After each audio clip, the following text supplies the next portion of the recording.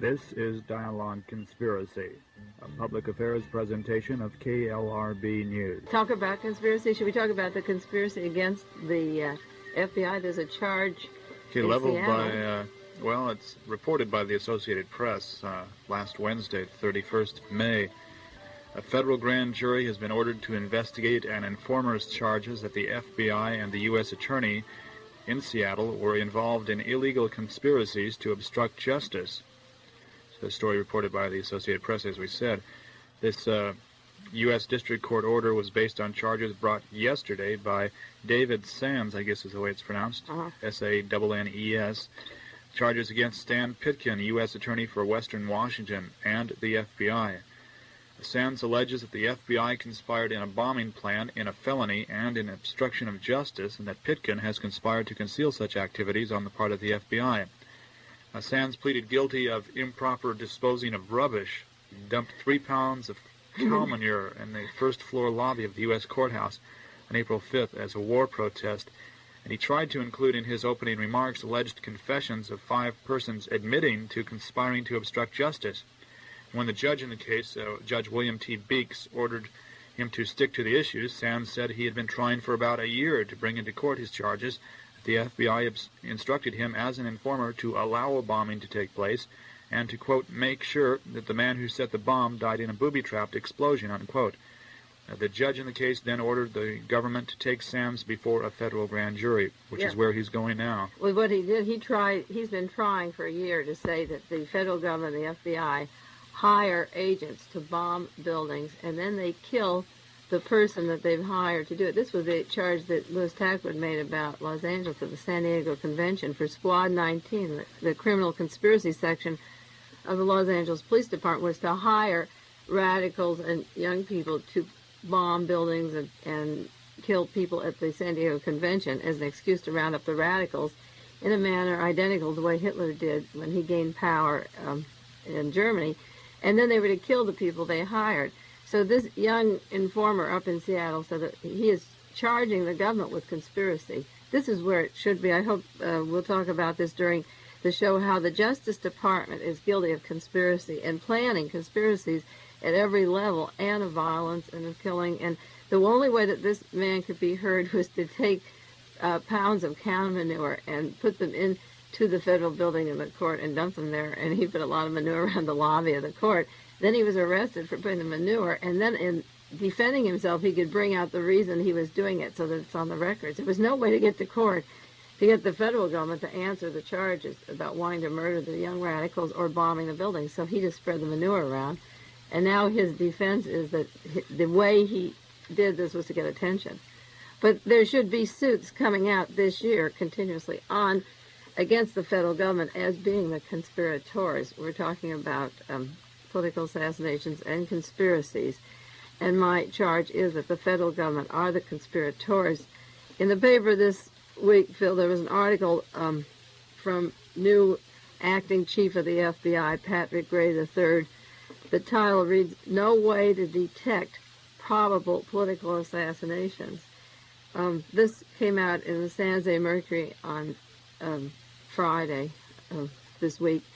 And I had just completed the day before an article for the Conspiracy newsletter I'm writing on how the federal government is going to clean itself of all responsibility when Richard Nixon is going to be killed. This article would be a week ago, Friday. No, it was just this week. This is Saturday. It was this week that this article came out. And I was writing, before this came out, the way the FBI and the Secret Service were clearing the way of any responsibility for further political assassinations. What Patrick Gray said is that gun control is an area that you never get guaranteed, which is true. Then he said you have to reach the hearts and minds of people. And how do you reach the heart and mind of an individual who apparently is so completely withdrawn from our society that he doesn't want to react as any of us do? End quotes. Well, I think that the assassins are reacting in exactly the way that Patrick Gray III reacts. And I have, on a couple of other shows, mentioned his part in calling U.S. Attorney Robert Meyer in Los Angeles and firing him because Meyer was investigating the murders of Ruben Salazar by the Los Angeles Police Department and Jerry Leon May, a black veteran who is home from Vietnam who was shot by the Los Angeles Police Department.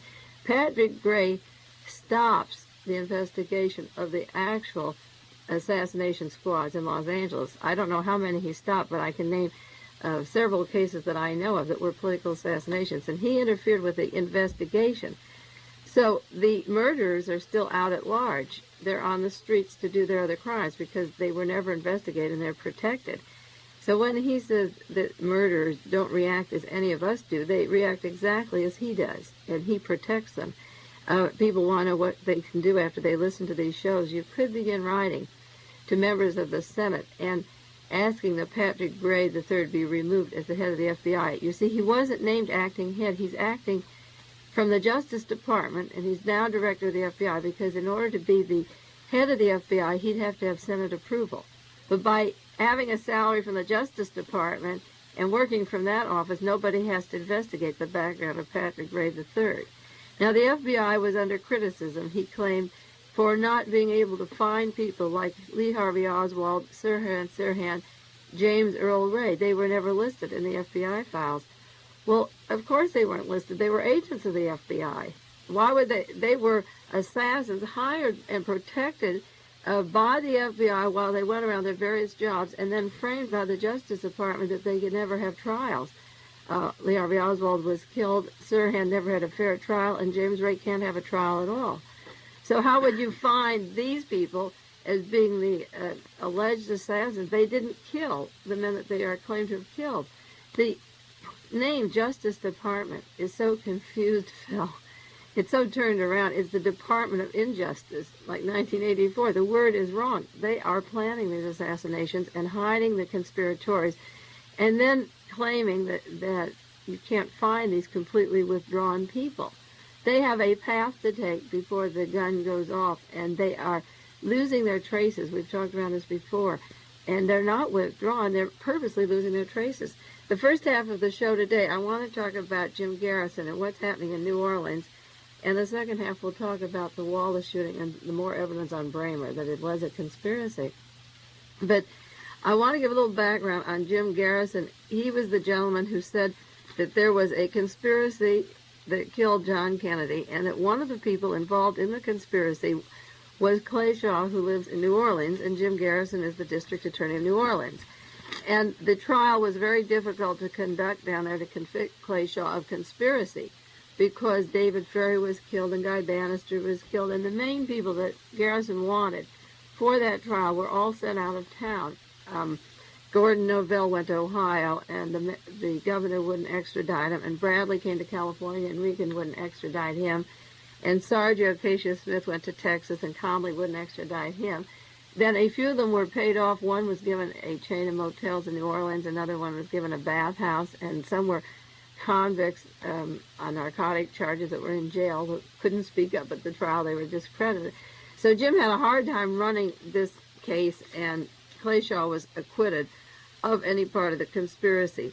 Then Jim had evidence, Jim Garrison had evidence that Clay Shaw lied at the trial. He charged with perjury and said that he did know David Ferry, he knew Lee Harvey Oswald, he had a group of many, many witnesses that saw these men together.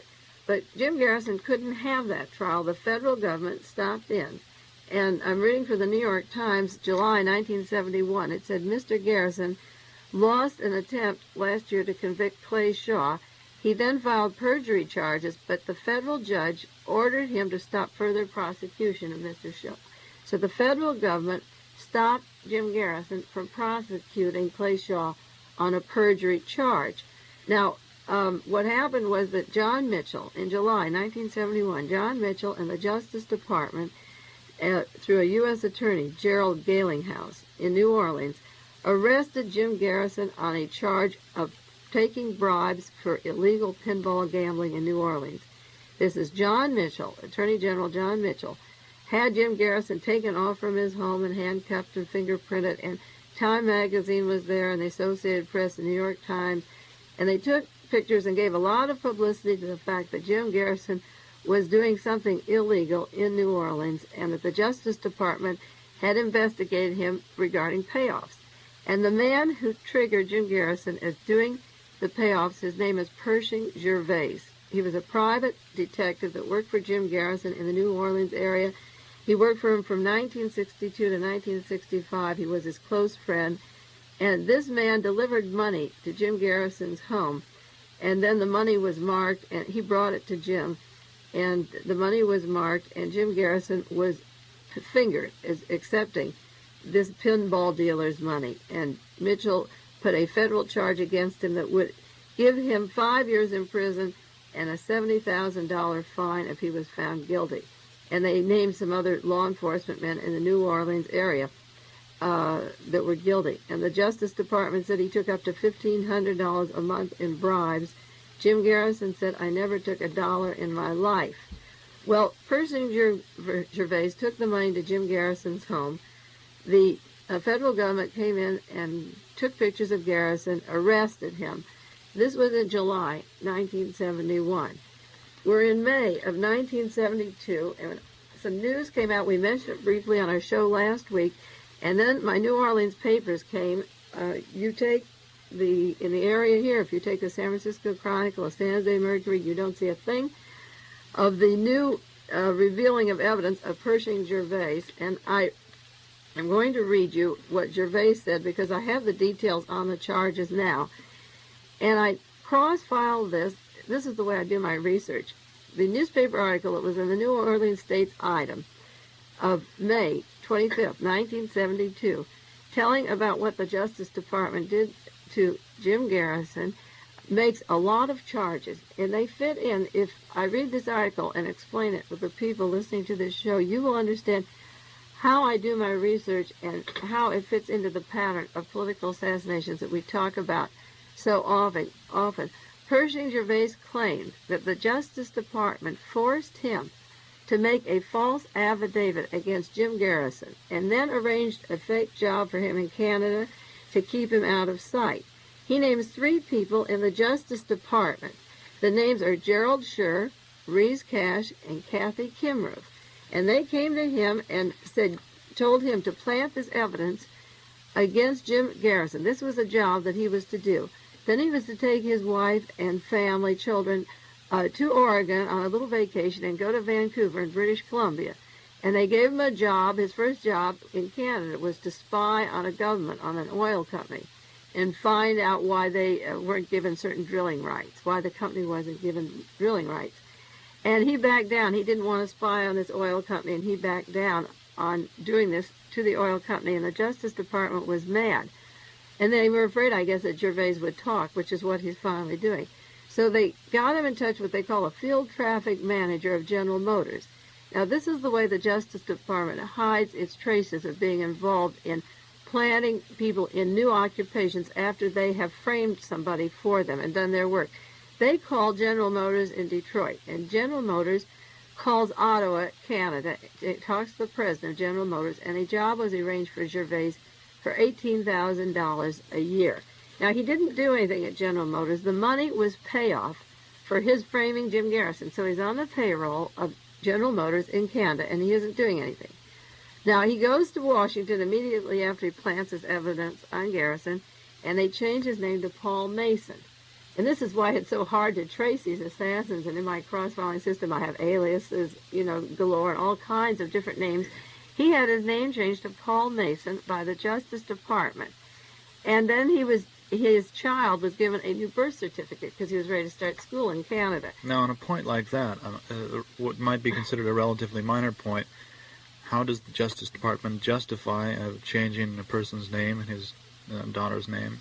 Is there a reason given? Well, yes, the reason, I'll continue through the 2 articles, and the reason is obvious. They have framed Jim Garrison, and they're paying off the person. They're going to give him $18,000 a year. That's what you're saying, but I mean, what is the upfront reason that they say they're doing this? Well, right now they're not going to say they're doing it because they framed Jim Garrison. Well, the Canadian Mounted Police have come out, and the contact man who was to arrange the contacts and safety for Gervais in Canada, his name is Mr. Blakemore, and the Canadian Mounted Police said that this particular man left the Mounted Police this week. He's not working anymore. He retired. You see, he retired. Then the commissioner in Mr. Higgett in Ottawa, who's the head of the intelligence unit of Royal Canadian Mounted Police, said we don't talk about things like that. Now, if they don't talk about it, certainly our Justice Department, Mr. Patrick Gray and John Mitchell aren't going to talk about it. You asked the question, what does our Justice Department say about it? The interview that Gervais gave was in Canada from a Canadian radio station. Our Associated Press, United Press, the people in this country don't even know this is happening except in the New Orleans State's item, Jim Garrison's local paper. But it didn't even make the front pages there. When Jim was arrested, it makes the front pages. When it finds out that the Justice Department framed him, it makes the 3rd or 5th page of his local paper. But why would the Justice Department explain what they're doing when they keep from you what they're doing? So there hasn't been an explanation. Until you ask them, until people, we talk about in Carmel that this is a small town and we reach a small geographical area. Until all of the United States realizes what happened, and the senators and the congressmen, then they ask the Justice Department, and Justice Department will answer like they did in the ITT, we didn't do anything wrong. They have one pat answer, they have their cover story, but first people have to ask them what they think about this, and the people in this country are totally uninformed. So it's a vicious circle.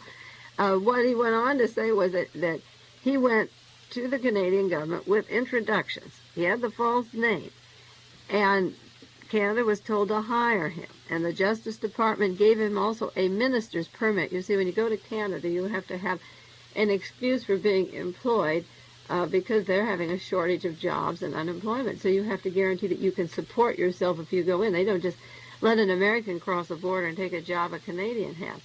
But their excuse for doing this is that Gervais's life might be in danger if he stayed in the United States if he was found. So they'll give asylum or jobs if they protect somebody.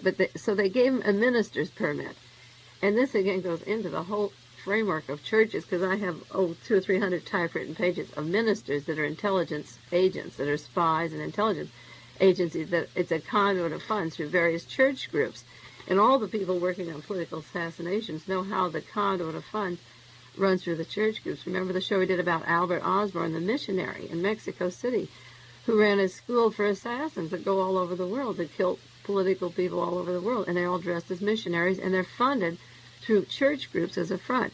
So he was given a minister's permit. That refers to a man of the cloth and not necessarily a permit from the Prime Minister or something?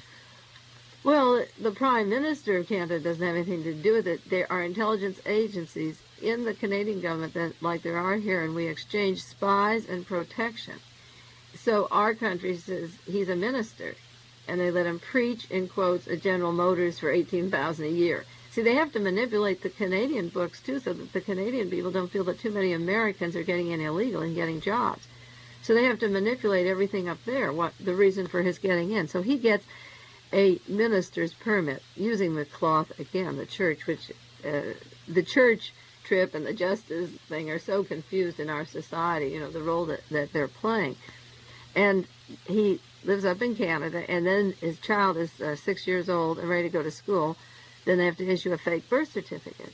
Now, you can see how I cross-file this. When you have James Ray up in Canada, and within a mile of where he lives, he has birth certificates and passports from 3 people that live in the area that he does, and Mr. Galden and Mr. Bridgman and Mr. Sneed.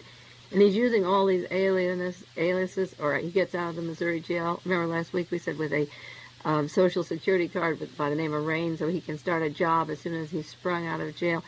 Issuing the aliases is nothing new to me. To see it in the news and to see so many of the things I talk about exemplified in one article that just happened this week is maybe better to explain on the air, because people who have followed these shows can see that I've made charges that these things are happening. And one of the interesting things is that Pershing Gervais has not only made the charges, but he's naming a lot of people, and that's his protection, because they don't want to take the rap.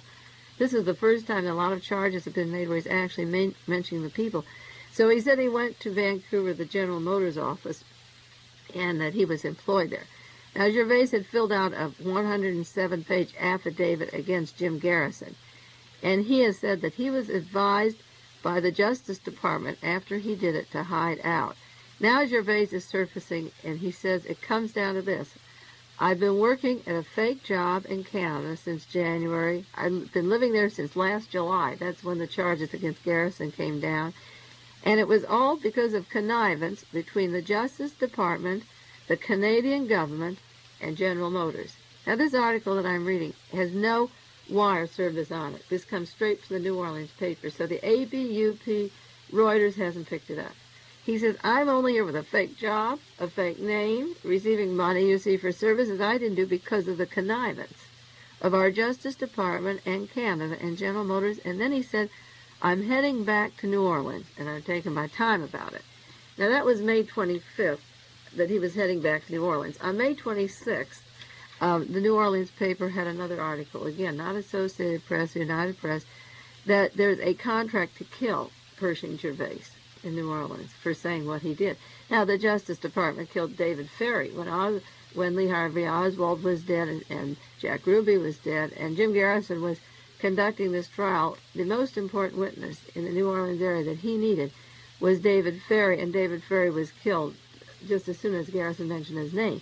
The name Ferry wasn't new to Garrison. He was with the FBI telling them about David Ferry the night that John Kennedy was killed, and he was waiting at David Ferry's place to arrest him as being suspicious of having wanted to kill Kennedy for the role that he took with the anti-Castro Cubans in the area and his verbal attacks on wanting Kennedy killed.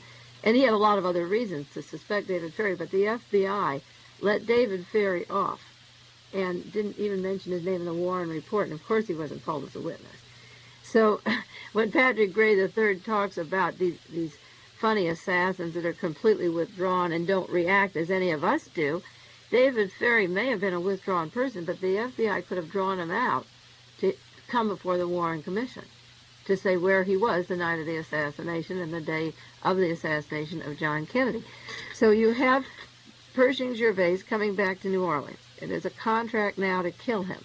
He has a lot of courage. He's given up this dirty little game. And what he said, this is very interesting, he said that he was hired at General Motors, and they just said, he met the president of General Motors, who for some reason wanted to see him, and they just gave him a job and said, go to work, and he didn't do anything at General Motors at all. He didn't do any part as a salesman or serve any purpose. His $18,000 a year was to be just a payoff.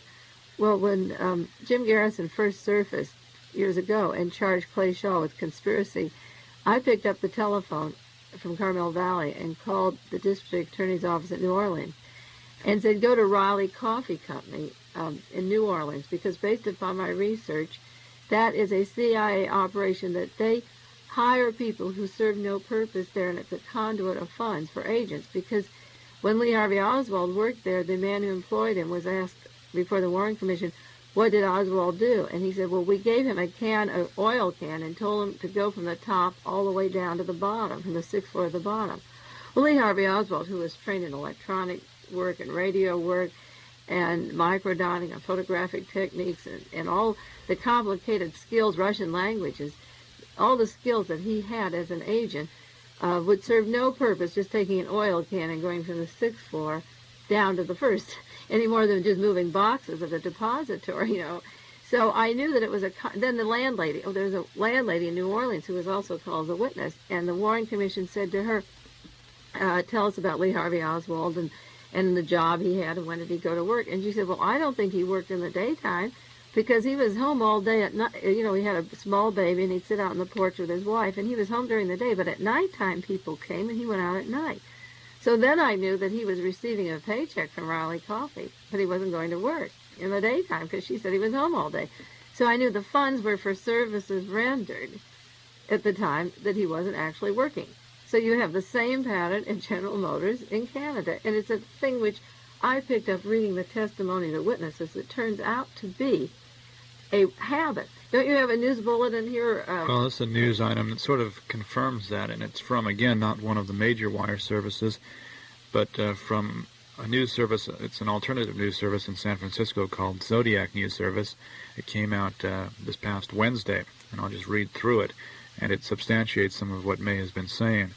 The U.S. Department of Justice admitted this week that it has made a practice of asking major American corporations to hire former Justice Department informers and spies so that they can be moved to out-of-the-way and inconspicuous places after completing their spy work.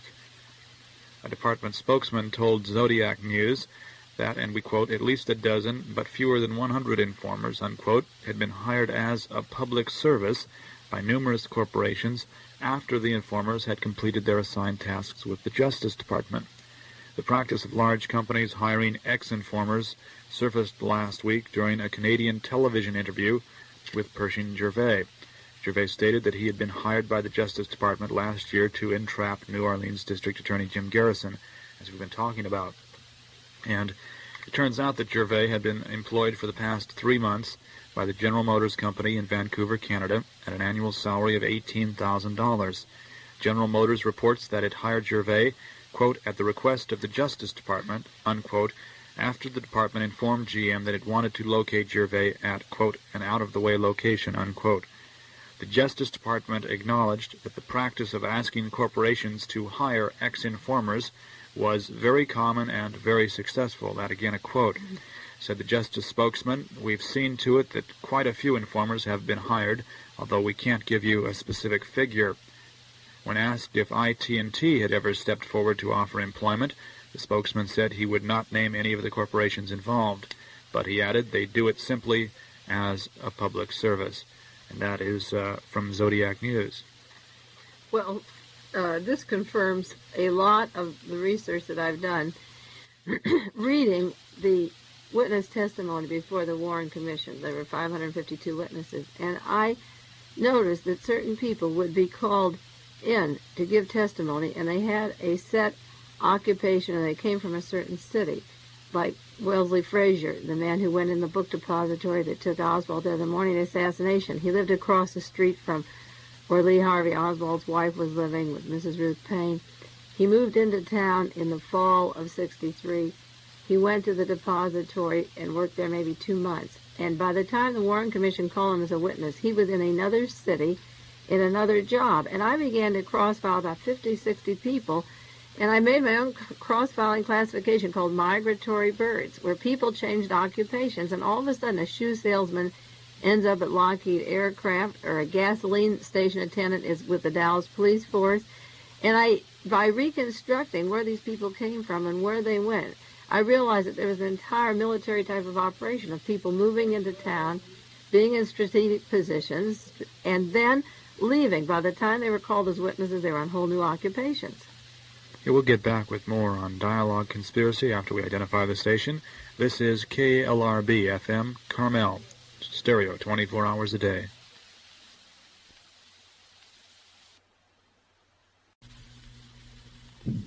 So getting back to this term that you've made up, migratory birds, Yes. to describe these people that are placed in corporations after they've done their task for the government? That's right. Once they plant their evidence or they're involved in the political murders and they're used as witnesses, or like the Justice Department says, they say they use them as spies or ex-informers.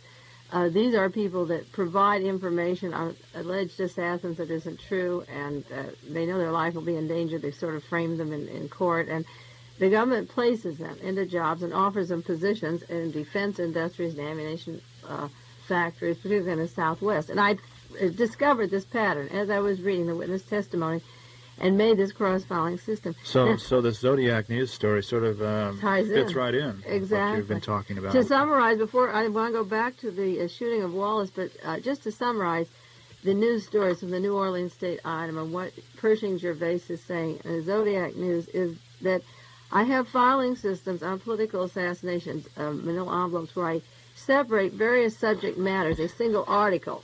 I will put it into various subject matters like mathematical columns I've explained before, because just to put the article in one place doesn't describe what's happening. So I take the information about Pershing Gervais being hired by the Justice Department and I put it under Justice Department planting evidence against somebody, because you see, I'm building a case like this Seattle case that we talked about, that they are the criminals. So in every instance where they plant evidence against people to make somebody look guilty who's really innocent, they are actually the criminals, the conspirators. Then I filed under the Justice Department effecting trials, because the legal system not only they're trying to get Garrison into court and get him to jail in these heavy sentences, and they are interfering with the legal processes. They are making him look guilty. And in many cases, there's very, very people who are also innocent, and the Justice Department mishandles evidence that they themselves didn't plant, but they hinder the truth coming out. So there's two distinctions. In this case, they're actually involved in the conspiracy. And the second place, they are affecting the legal system. And then I cross-file this under news media and news control until I see this article in the New York Times, and I take 8 papers a day. The underground press will pick it up, and I'm waiting to see the major news service, Reuters, Associated Press, United Press, if they don't carry it. And these are heavy accusations that come from Canada, that come from Pershing Gervais. The Canadian government has admitted that the head of the intelligence there, employment, W.L. Higgin, has admitted that they were involved in this, and they have not denied their role, neither has General Motors up there. So this isn't just blowing in the wind. And if there's such news control in this country that people don't know about it, I put that under news control so that you have instances of how many times something really important about political assassinations comes across that you are not told about. I have many things that I get from all the newspapers that I take that do not come over all the papers that you're not told about, but my specialty is things relating to political assassination. And then I cross-file this under documents forged, like birth certificates, passports, and because this is done by our Justice Department, not to protect people's lives, but to lock innocent people in jail and provide documents to save the guilty, let them run away and be free. The people that plant the evidence are freed by forged documents issued by our Justice Department. Then you get into alias, the use of aliases. They also provide those. They provide covers. See, the Justice Department should be rounding up criminals. They shouldn't be the criminal. And they do everything to hide their traces. So they produce documents. They stop the news from being told. They give aliases. And then I have the thing about jobs where conspirators go. This goes into migratory birds. And jobs where I have indication that men are on salaries that for things that they're not earning. Like Lee Harvey Oswald and James Ray and Sirhan, where they're getting money. Or Bremer, you'll find that he quit his job in Milwaukee in January, but he's been moving around and spending a lot of money. Then I also have it under people who get off from being prosecuted. Nobody here is going to be called in or prosecuted. Now, the chain of command goes to 3 people in the Justice Department that Pershing Gervais has named. It will never get up to John Mitchell being arrested for this conspiracy. He should be, but he'll get off. And why should he get off? And then I have another thing called change of command, how you lose your traces, and this involves all the other processes, and is something like migratory bird, but how in a political assassination you can't start right off the bat and say Richard Nixon did it or Lyndon Johnson did it. There's a long chain of command, just like Tony Boyle and the mine workers being pulled in now. The money that is passed for killing, when you hire somebody to kill or plant evidence, maybe changes hands 20 times. It's very hard to find the original culprit. And it's not my job, when I say there's political conspiracies, to name every single person in the chain of command. But I think some of them should be called in. And then I have a thing called witnesses to call. And these are members of the Justice Department that have been named. And who does the forging of documents? What department? Hands out the aliases. And then it goes into government and clandestine finances. How much of the taxpayers' money is spent paying people for jobs? I'm sure that the Canadian General Motors is given money from our Justice Department, $18,000, just to pay Gervais to not do anything. This is just to get Jim Garrison. How much of your taxpayers' money?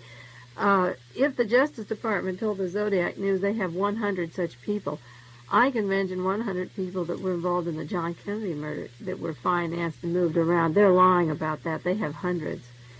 And then I have CIA cooperation in other countries, how the intelligence agencies help us frame Jim Garrison, take these people in. They know what role Gervais had, and how we cooperate with other countries in doing intelligence work. That instead of looking for justice, they help us hide the guilty and the people that are lying and planting the evidence, and they go along with us and cooperate. Well, that covers the Jim Garrison case in New Orleans pretty well to date, and I think the federal government should be prosecuted, the Justice Department, for all the charges I make about them every week, and more evidence is coming through if we analyze it together just slowly and on the air. Before we go to Wallace, let's use this transition as a chance to comment on the postcards that we asked for last week. Did get quite a few. Yeah. And we thank the people who responded, and you will note at the end of the program that we will remind you of the address to write if you have any questions that you'd like answered on the next program. If possible, they will be answered, or if you have any comments. And we encourage the people who heard the request last week to send a postcard, just simply stating that you're a listener and that you follow the program and you want it to continue. It helps to show that to station management to make sure the program stays on. So if you're listening now and you find yourself, you don't have to agree, but if you find yourself intellectually challenged, and if you would like to indicate that you are a listener, just send a card. A postcard is all it will take, actually, to Dialogue Conspiracy, care of KLRB, Box 3904 in Carmel. That's all there is to it. Let's go to Wallace. Okay, just before we went on the air, somebody called the station and was talking to you, Phil, and asked a question about how I tied Wallace into the political conspiracy, and I'll answer that in, like you said, 1,000 words or less. We've done 2 shows, and we're going to go on some more details of the Bramer thing since we met last week. We have done 2 shows on Wallace, and it's hard to go back. It's a continual process, and we hope everybody who listens keeps listening and follows it up. But the question was asked on the telephone. Ask Mae how she connects the Governor Wallace shooting to the general conspiracy. Was that the question you were asked? So my answer... Right. Well, the person had wondered. Yeah. So I had just finished completing this week an article for the Conspiracy newsletter that's coming out, and we'll have to give you that address before we go off, on tying together the Governor Wallace shooting to the past political assassinations. And the way I see it is that the shooting of Governor Wallace is to set the stage for Nixon's assassination. This is based on many books and articles of research, and I can't go into all the references now. Why do you need to set the stage for his assassination, his alleged assassination? Why do you have to set the stage? Well, because if you just shoot Nixon and you say, well, you're going to take Agnew, here's your president, people may get pretty mad. They may think, oh, Agnew manipulated this or staged it. You see, Agnew's being very low-key now. He's just staying in the background. John Connolly's staying in the background, and everything's very quiet in their camp. They're very low-key. And Reagan loves Nixon, and Agnew loves Nixon, and everybody's, having a love affair with Nixon, and they're very quiet. But the important thing is that the Secret Service has come out now, and I think they placed Bramer there and photographed him in these crowds in Canada so they could say, see, no matter how much surveillance we have or data banks, there's no way to find an assassin. Then you have Patrick Gray coming out today, or yesterday rather, and saying there's no way to detect an assassin. So you have the Secret Service, the FBI, have no responsibility. If Richard Nixon is killed, they have no responsibility. Then you go into the thing of Louis Tackwood's charges in the L.A. Police Department that they were planning through Squad 19, criminal conspiracy section, to kill Richard Nixon. In order, they were going to plant bombs first and have the radicals rounded up. This is what we talk about, your provocateurs in San Diego. And that the same thing that Hitler did with the Reichstag fire when he came into power. They would round up all the radicals and have an emergency state because of the chaos or the violence in this country of certain people being killed in San Diego. And in lieu of this temporary police state or emergency power, then Richard Nixon would be killed.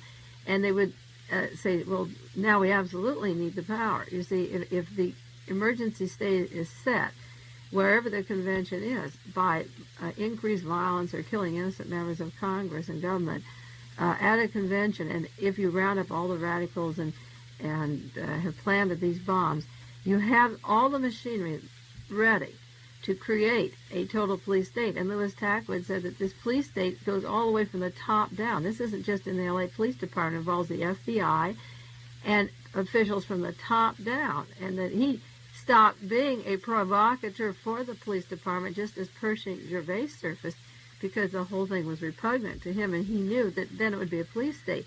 So you have the Tackwood charges, then who do you have sitting one bullet away from Richard Nixon? You have Spiro Agnew.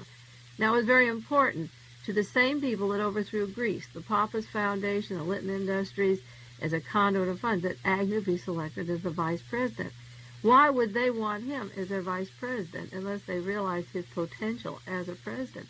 So the same people that overthrew A conservative government in Greece, who had the chance of becoming more liberal 3 months later and put in a fascist military dictatorship, had a particular reason for insisting that Agnew be the vice president. And I don't think he sat there all these 4 years just to watch some animals fornicate in Nairobi. I think he's there for Kenya. I think he's there for some other purpose. And I don't like the people that move in and out with Agnew. I don't like his stand. He's come down against the media, youth. He's showing you where his head is at, and he's just one bullet away from what would take place. And I don't feel, the reason I feel that it would be Nixon that is killed, because there's so much effort to put Agnew where he is in this strategic position. Now, the populist vote could go, say, to Ted Kennedy or McGovern, and these are the people that seem to be taking the tide. Well, in Greece, you had Papandreou, who's been compared to John Kennedy. When John Kennedy won the election by this fluke and could possibly win in 1964, he had gone too far. He had to be killed. Knowing who killed John Kennedy and working 9 years on that, and working at the same time on the background of Agnew and put him into place, and knowing that these murders happened, then you see the Computer and Automation has an article that McGovern or Ted Kennedy would be killed based upon computer information on the past political assassinations and conspiracies. Well, if elections are coming up and you don't want another John Kennedy, and you killed Robert Kennedy, and you don't want Ted or McGovern, if you keep killing them on the line, people may even say, okay, we'll take Hubert. But that isn't good enough this time around. You see, it would be much better, by my analyzing the various books and resources and material I have, to say that they'll create a lot of incidences of violence preceding the next elections, and then Richard Nixon will be killed, because now we have the FBI and the Secret Service saying, what can we do? And then the provisions for taking over the government after Richard Nixon's killed are all set, because Roy Ash of Linton Industry has designed our new cabinet that goes into effect in 1972 that takes away all departments that take care of the interests of the people. That's what fascism is. You know, then you have war. What is this defense. reference to Roy Ash? Well, Roy Ash of Linton Industries was very heavy into being a conduit of funds that overthrew Greece. And he is the man who has designed our new cabinet, who selected John Connolly for Secretary of Treasury. He works in government he works in Greece with the people that overthrew it. He is a very important person in terms of designing our ecology program, our cabinet. What position does he have with the government? Well, he came up from practically nothing to be one of the wealthiest defense contractors in the past 20 years. The United States government is swinging all his efforts into the Navy department of it, and Navy ships. Of course, Navy intelligence is the conduit of funds for all the political assassinations and the importation of Nazis to this country from Nazi Germany. Roy Ash has, I have a whole file if you want to do one whole show on Roy Ash and Linton Industries and their role in affecting the framework of our government on the books. You see, when a new ruling comes in about a jury system where you don't need a majority, and the justices argue that there's nothing there that says minorities have to be recognized, there's nothing in the Constitution. That's the way it read last week. The new laws of repression are coming down very quickly, and one specific comment of a justice of the Supreme Court, it says minorities can observe. There's nothing that says they have to vote. You can have 3 blacks on a jury now, and you can still send a guy off for life. It doesn't mean that they necessarily have the right to vote. They have the right to observe. That's the reading of the Supreme Court.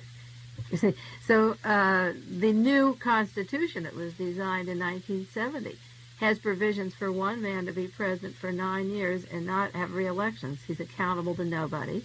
What new Constitution? Well, there's a framework of a new Constitution designed, signed by the government to have agents.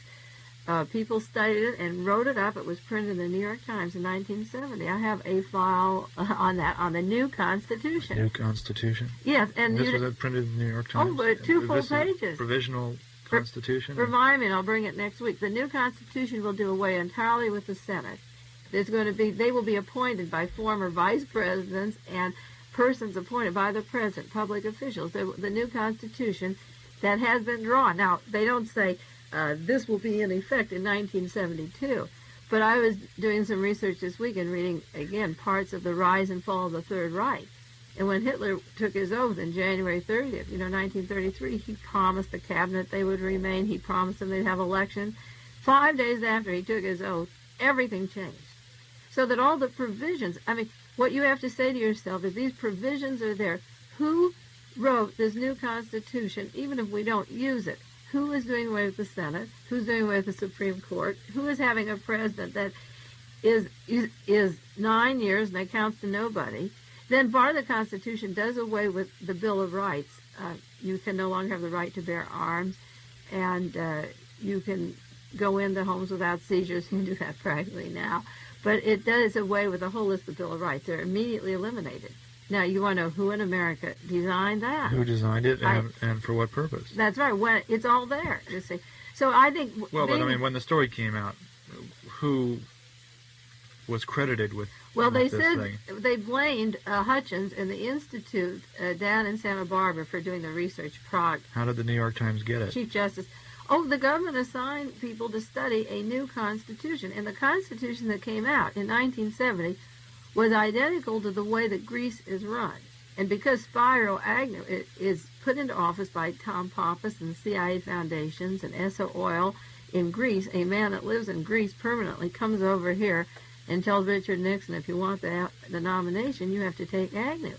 Well, you have Agnew sitting one bullet away from a total presidency, and you have this Constitution all set up that is working in Greece now, where the Senate is appointed and there's no more elections. They decide who will run for office. And next week, if there isn't any great assassination news, no person killed in between now and then, maybe I should bring it in and read it. Yeah, that would be very interesting. I think people would like to read the new Constitution. That may be their framework of their government sometime in the future. Is that a 1,000-word answer on why I think that Wallace shooting was setting the stage? It was a little more than Richard 1,000 Nixon. words, but we'll overlook that. It's hard for me, when somebody asks me a question, to condense it to one sentence, because the answer I get is, that's not true, or the answer, you got this particular person says Mae's paranoid. Well, my answer to people who call me paranoid is, if they read the same things that I do and see something different, that is interesting. But if they haven't read the material that I've accumulated, which comes through their news media, and they haven't seen it, how do they have a basis to decide that there isn't more to worry about than they're worrying? I think the response of people today is a mental sickness that borders on being autistic, that people don't even speak up. They're as mentally sick in a way because their voices are not heard, and they're responding in a way that's not appropriate to what's really happening. Yeah, we have about 10 minutes left, so okay, we're going to go back. Fly through this. Well, I made a lot of notes on Bremer. Our Monterey Herald, I'll take an article that was in the Monterey Herald because people can look this up as a reference. It was May 29th, last Monday, called "Bremer Left an Erratic Trail Months Before the Shooting." We might say that Wallace was shot on May the 15th, and we did a show that Saturday on the 20th. And I predicted that was going to be a conspiracy based upon the news just from Monday to Saturday, and why I thought that Bremer would be tied in with intelligence agencies. And it had a lot to do with the cover story. No conspiracy, that they said right away, loner, misfit, that they used for Oswald Ray and Sirhan, which were not the right adjectives. And he had no accomplices, which was impossible to find out within 5 days. The Justice Department didn't even know where he had been. And they said that one day after Wallace was shot, or the same day. And then they said he was influenced by Sirhan and Oswald. And I knew that was a cover story. It's funny, the article this week said that on May the 5th, he was dashing around from different cities in Michigan, Milwaukee, but he goes into the library in Milwaukee and checks out 2 books on Sirhan. Now, from May the 5th until May 16th, if you read where he was from Milwaukee to Cadillac, Michigan, to Maryland, and back to Kalamazoo, Michigan, then back to Maryland, he didn't even have time to read those 2 books. So that was a cover story. Connecting, they're trying to show that, see, the actual facts are now that he made a lot of trips, 900 miles in one day, which is practically impossible. And this goes in again, the doubles. There were 2 Oswalds that looked alike. There were 2 Rays. There were 2 Sirhans. And the FBI and the news departments are trying to put together where Bremer was. And I think he had a double, like there were 2 Lee Harvey Oswalds. They were floating around the Dallas area and New Orleans and Mexico. And now you have Bramer, which is an impossible situation, with car licenses in one place. And don't forget, the first suspect that was picked up in Maryland was caught switching license plates from Georgia to Maryland. So, they're trying to figure out how he could get all these places, But the point I want to make is that it was only May the 5th that he checked out these books on Sirhan, and then he did hundreds of miles of traveling from May the 5th to May 15th. So the cover story that he was influenced, like all the other assassins, that you're going to lump Oswald, Sirhan, Ray, and Bramer into one package is so contrived, it's an outright lie. And I hope someday will begin to insult your intelligence. So anyway, this article, we'll go into this article, the May 29th, because what I'm going to talk about, we don't have much time, I'm going to talk about the paths that he took. And on the other side of the paper, I outlined the things that the FBI couldn't figure out.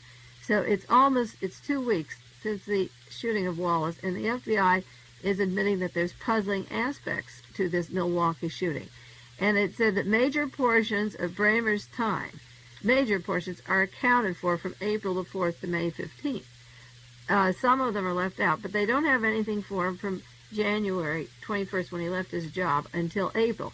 Now, I'm going to read the discrepancies that the news is talking about after 2 weeks after the shooting and asking how Mr. Patrick Gray III of the Justice Department said it was no conspiracy, how the head of the Treasury Department, the chief of police, said he was alone, that he had no accomplices. Remember, those articles that we saved came out immediately after the shooting. Now they're admitting there's a big gap from April 20th to 27th. By telling you, on the one hand, that he was found with only $2 means he's down to his last nickel, he's got this beaten-up car, and he's just a poor derelict. But if he stayed at the Waldorf Astoria 3 days, he could be at the Ambassador Hotel in Los Angeles from April to 27th. The point is, as long as they don't know where he was, how can they say that he didn't receive money for things or account for how much money he had? They've already come out with what the balance was in his savings account. But why doesn't the government, if they don't know where he was, they don't know what he spent.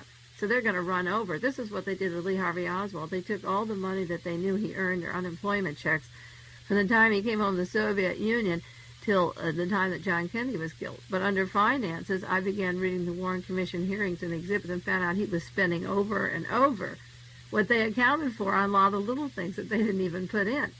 And then what do you do with that figure, you see? So now they have a gap of April the 20th to 27th, and they were told that he was also in Pennsylvania.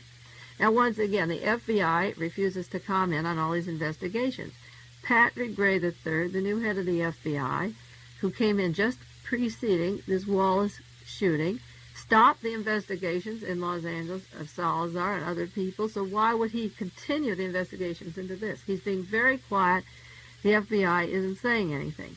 There were inquiries into Pittsburgh, but the agency has not pinned down all of Bramer's travels. This is what they said. They have not yet pinned down. They've told you he has no accomplice. They told you he lived within his means, but they don't know where he was. And they don't know who he was with. But they tell you it was no conspiracy. Now, they said, there was a question, did he have his car in New York City? He was at the Waldorf Astoria at a certain date, April the 9th. He stayed there 2 nights. And then he traveled 932 miles to be on a certain boat at 8:15 in the evening. But was there any proof after he took his car from Birmingham, New York, was there any proof that he actually had his car in New York City? So they're checking out his transportation by airplanes, which is, again, another trip or another name or aliases. You see, now the FBI says he traveled mostly by car. And this is the way I like to do my research and share it with you, and hope that when you read the papers, you learn something from this 1-hour show. The FBI says he traveled mostly by car. That means they already know he used some other means of transportation, and they're not telling you, because he wasn't walking 300 miles or 600 miles, you see, and coming to a city, staying there 10 minutes, then returning back in another direction. If he took mostly by car, he only has to take an airplane once or twice. Who was he with? Why aren't they telling you the other means of transportation? If the FBI says he traveled by car, that's it, period. But they're telling you there was other transportation because he traveled mostly by car. They're revealing that. Then they say it is not known why Bramer left home so quickly. One theory was that he needed fresh supplies of money. Well, that's only a theory. How do they know he left quickly? They have him going to a lot of different places, so he had to move quickly. Now, on April the 5th or 6th, it is acknowledged that he was seen with associates. But they have not pointed out any associates. They have not denied associates at the Waldorf Hotel, the Sheraton Hotel. You see, this is what they did with the investigation of Jack Ruby. The Warren Commission said there was no conspiracy. And a month before they went to press, one of the attorneys writes and says, we can't say there was no conspiracy because Ruby's still dickering for his fate, meaning he's still alive. So we'll say, as far as we have gone, there is no evidence of a conspiracy. So the question is, how far do they really know? That we know that he was seen on a ferry boat with these other people. But the Waldorf has not said he was not with somebody, and neither has the Sheraton Hotel in Maryland said he was not with somebody. They just said he stayed there.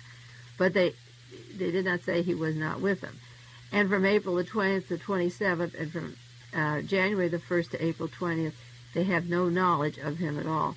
Now, the Monterey Herald, I think it would be good for you people who do listen to the show to go to the library and Xerox, fold that page and copy it, May 29th, on Bramer's trails, because we'll compare them on another show to James Ray's travels and how he moved around into many cities, was seen with associates.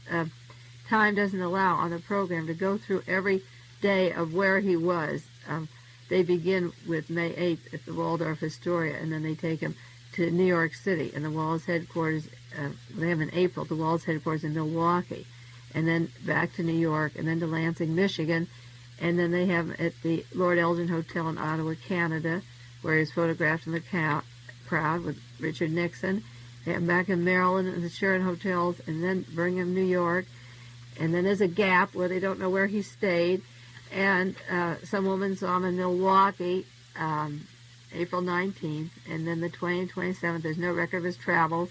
Then he was back in Milwaukee, and then April 28th, and then Ludington, Michigan, and then checked out his books back in Milwaukee, and back to Lansing, Michigan. These are long ferry boat rides.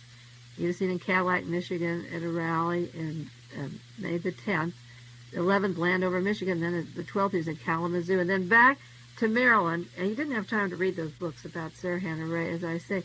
But I feel, as I outlined this article on his trail, that what you're getting here is a summation of what I've said on the last 2 weeks' shows, that the real Bremer is far from being told. The story is far from being told. He was with people. He had access to fancy hotels. He purposely was losing his traces. He was moving around in an erratic way, but it wasn't purposeless.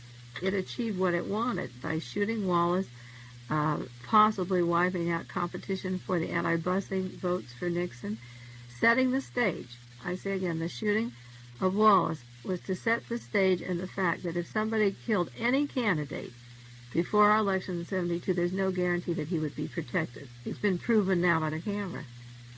So, Phil, I don't have time to go over all of the comparisons I've been working out since the first Wallace shooting, comparisons between Bremer and the other alleged assassins. But we don't have time to go through those now.